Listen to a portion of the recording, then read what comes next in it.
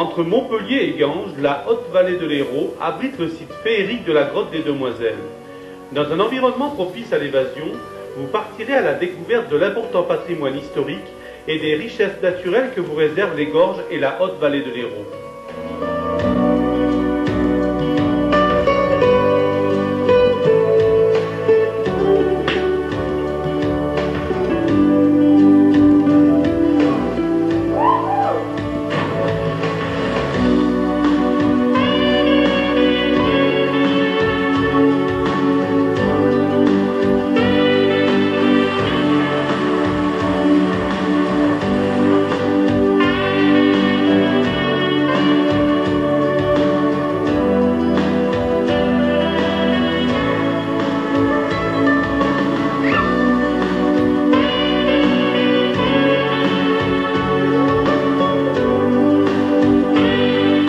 Une multitude d'activités sont proposées pour vous permettre de passer un séjour agréable et profiter des nombreux circuits touristiques.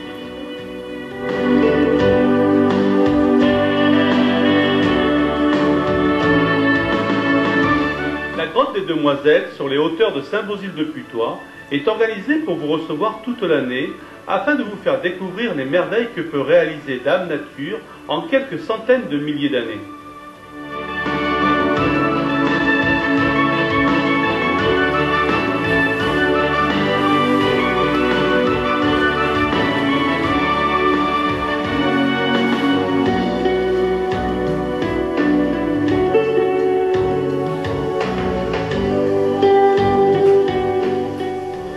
La grotte des Demoiselles, d'abord, est devenue une grotte entre 1929 et 1931, date de son aménagement au grand public, puisqu'on a créé le funiculaire et le tunnel qui sont juste derrière nous ici, et donc ce funiculaire a transformé l'entrée naturelle qui était une grotte et qui était un aven en une grotte aménagée pour tout public et équipée donc du premier funiculaire souterrain aménagé en Europe.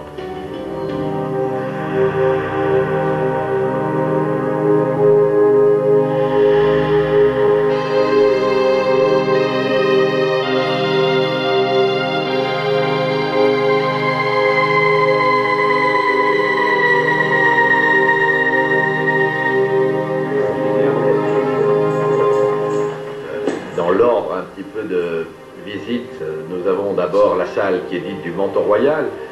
Cette salle qui a mis sous le choc émotionnel André Breton, le pape du surréalisme, qui lui a donné son nom d'ailleurs dans un de ses romans, L'Amour fou. C'est une énorme et une belle draperie qu'il a appelée le manteau royal ou manteau d'un chef hawaïen.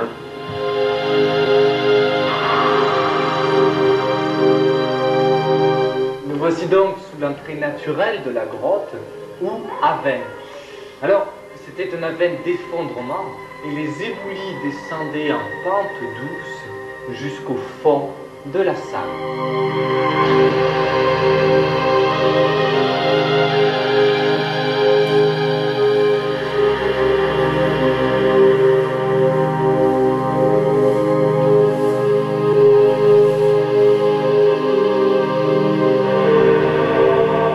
Aujourd'hui, nous tenons plus à développer l'aspect un peu scientifique, la découverte de la nature et du monde minéral, puisque nos cavités sont de véritables bibliothèques des temps géologiques.